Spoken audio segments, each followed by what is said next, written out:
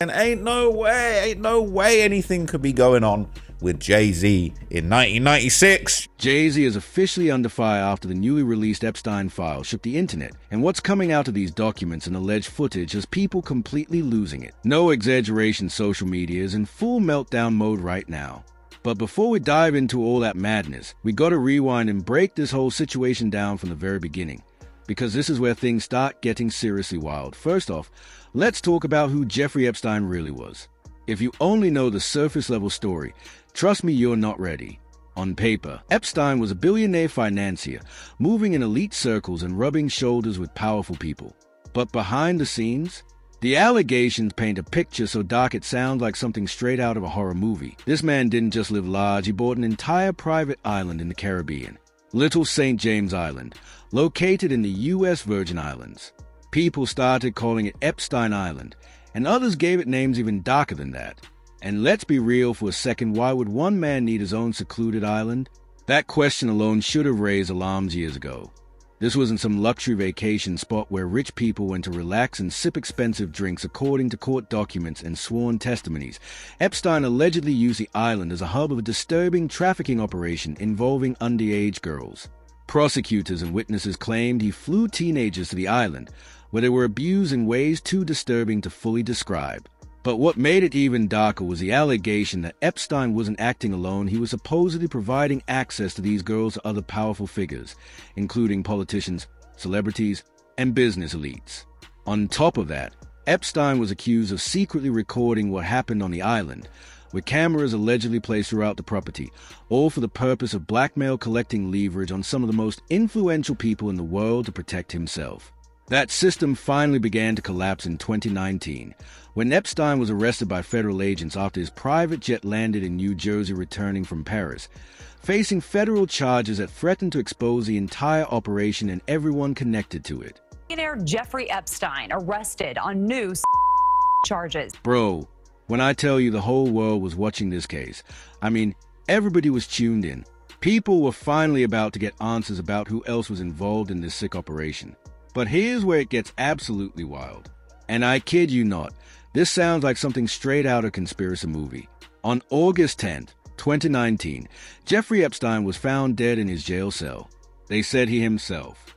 But yo, chat, are we really supposed to believe that this man was in a federal prison supposedly on 24-hour surveillance with cameras everywhere, and he just happens to die right before he could snitch on everybody? The internet went crazy. People were saying there's no way this was there, saying somebody got to him because he knew too much. He had dote on too many powerful people. And if he started talking, it would have brought down presidents, princes, billionaires, everybody. So what happened? The cameras malfunctioned. The guards fell asleep. And boom, Epstein's dead. That's actually insane when you think about it. So for years, people have been demanding to see the Epstein files. Who was on that island? Who was on those flight logs? What names are in those documents? The government kept everything sealed up tight, saying they had to protect the victims and all that. But yo, people weren't buying it. They wanted to know the truth. And then just recently, Congress passed something called the Epstein Files Transparency Act. Basically, they were forced to release millions of pages of documents, court records, FBI tips, everything. Today we are producing more than 3 million pages, including more than 2,000 videos and 180,000 images. When this case hit the spotlight, the entire world was locked and everyone was waiting to finally learn who else was tied to Epstein's alleged operation. But then things took a turn so wild it sounded unreal. On August 10th, 2019, Jeffrey Epstein was found dead in his jail cell. Officials ruled it a suicide, but people immediately started asking questions.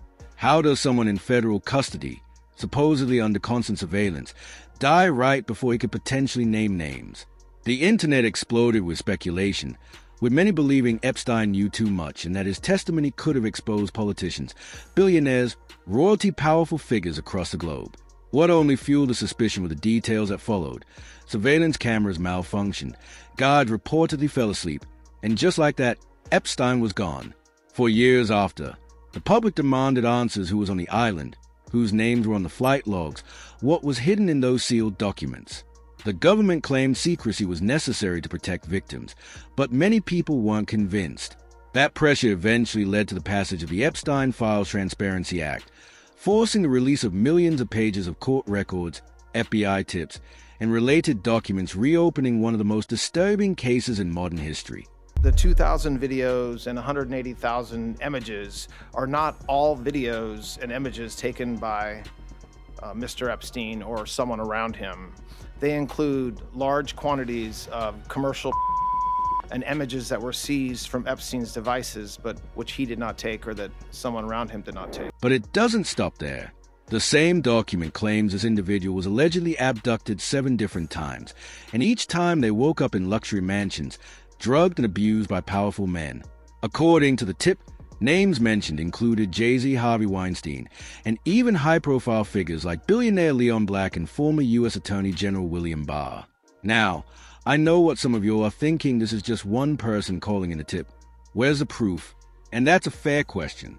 But what caught people's attention is that the person reportedly knew specific details that someone on the inside would know, including Epstein's long-standing relationship with Leon Black, which we now know dates back to the 1990s. Leon Black even wrote a poem in a birthday book for Epstein's 50th, signing it Love and Kisses, Leon, talking about women like it was nothing, which only fueled more suspicion. And then things got even wilder.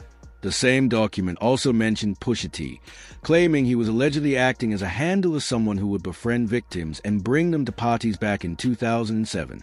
The tipster said they attended a party where both Harvey Weinstein and Pusha T were present, and that they were drugged again. Now, both Jay-Z and Pusha T have openly rapped for years about drug dealing being part of their past personas, so people online started connecting dots, asking whether any of that history tied into Epstein's operation. No one has answers. And just when it seemed like it couldn't get crazier, Nicki Minaj jumped straight into the middle of it and did not hold back. Nicki went on a Twitter rampage, reposting old images and calling out Jay-Z directly, including a photo of a 27-year-old Jay-Z with Aaliyah when she was just 16, and another of him at 26 with Foxy Brown, who was 15 at the time. She also resurfaced claims from a man named Rymer Satterthwaite, who has said for years that he is Jay-Z's son and has been trying to get him to take a paternity test for over a decade, something Jay-Z has reportedly refused. And that's why people online are asking the same question over and over again. If there's nothing to hide, why not clear your name once and for all? Ain't no way anything could be going on with Jay-Z in 1996. Surely not. And yo, let's break down this Foxy Brown situation a little deeper, because this has been an open secret in hip-hop for years. People just don't like talking about it. There are old clips of Wendy Williams from back in the day where she straight up asked Foxy Brown about her relationship with Jay-Z. And every time the question came up, Foxy would get nervous, giggly, and uncomfortable. She never outright denied anything, but she never fully confirmed it either, which only made people side-eye the situation even more. Those moments stuck with fans, and years later, they're resurfacing as people re-examine everything with a very different lens. This really dawned on me. It's the man that my mom was under when she consumed me. Anyone who'd have been older than be doing so much and running. Even Nas touched on this during his legendary beef with Jay-Z, throwing shots in his diss tracks that referenced Jay-Z's alleged relationship with Foxy Brown. Nas claimed Jay-Z had to perform favors just to get Foxy on records, which only added fuel to the rumors already circulating in hip-hop at the time. While both Jay-Z and Foxy publicly denied ever being romantically involved, Foxy later released lyrics that many fans took as a quiet confirmation, rapping that the real dude was Jay-Z, which people felt was an admission hidden in plain sight. Then there's Dame Dash, Jay-Z's former business partner and longtime friend. In an interview with Nick Cannon, Dame was asked directly how old Foxy Brown was when she was signed. Dame immediately got uncomfortable, saying he wasn't paying attention and that he didn't sign her himself. But when Nick kept pressing, Dame eventually admitted that, at the time, he believed Foxy was around 16 years old, a moment that only reignited questions fans have been asking for years. Allegedly a romantical thing. It's all right, I'll say alleged, but we know. Yeah, she hit it before Beyonce. Dame Dash also spoke about how Jay-Z went on to do 2 full albums with R. Kelly, even after it was widely known that R. Kelly had illegally married Aaliyah when she was just 15. Dame said he confronted Jay-Z directly, asking him how he could work with someone who had hurt a woman Jay-Z was supposedly close to. According to Dame, Jay-Z brushed it off and moved forward with the projects anyway. And to a lot of people, that raised serious questions. If someone harmed a person you cared about, why continue doing business with them? Unless you didn't really care or unless you were comfortable overlooking that kind of behavior. I'm just asking the questions people have been asking for years. And now let's talk about the Beyoncé situation, because this is where things start to feel even more uncomfortable. The official timeline has always been that Jay-Z met Beyoncé when she was 18, and they began dating when she was 19. That's a version they've repeated in interviews over the years. Beyoncé herself told Oprah that they were friends first for about a year and a half, just talking on the phone and building a foundation before anything romantic happened, the story they've always stood on. At what age was Foxy Brown signed? No. I wasn't paying attention to Foxy Brown. Yeah, but that's... I didn't sign Foxy Brown. I know Stop you putting didn't. me I'm in just that. asking a You keep question. asking because I'm on the block. I'm responsible for everybody. I don't know You the nothing about boss. I'm just asking a question. that. I don't know. My name is Cousin Bennett, and I ain't in it. Oh, now you ain't in it. I don't know what you're talking about. You was... I'm just saying. I promise you. I thought Foxy was like 16. That's all I'm saying. did I sign her? It sounds like you. All I'm saying it sounds is in like this you got industry, some- when we live it in these seems glass like you got. houses. It seems like you got a question for Jay. Ask him. So when you say that Foxy was 16 when she got signed, why did you say that just now? Just curious. When I first was introduced to who Foxy was, I thought there was something between Foxy and Jay. Oh yeah, Jay. But that's the question you're trying to ask me. Oh, I would say, because you was there. I only can ask the people I know. You my man, we close. You was there. That's all I was asking. it would be so out of my character to speak on another man's business. So we not going to do that, because we don't want you to speak out of character. But here's where another story comes in. Gene Deal, Diddy's former bodyguard, has told a very different version of events. Gene claimed that he was at Club Eugene sometime around 1998 or 1999, and that Beyoncé was there even though she was allegedly too young to be in the club. According to him, Jay-Z was already dating her at that time, and if you do the math, Jay-Z would have been around 30 while Beyoncé would have been no older than 17 or 18. Gene also said there's long-standing confusion about Beyoncé's real age, pointing to comment from Gabrielle Union, who once said she attended junior high school with Beyoncé despite Gabrielle being reportedly 6 or 7 years older than Beyoncé's publicly listed age. That's why some people online are questioning whether the timeline everyone knows actually lines up. What's making all of this even louder is the fact that Jay-Z hasn't publicly responded at all. In situations as serious, most people come out immediately with lawyers, statements, or firm denials, but so far, it's been complete silence.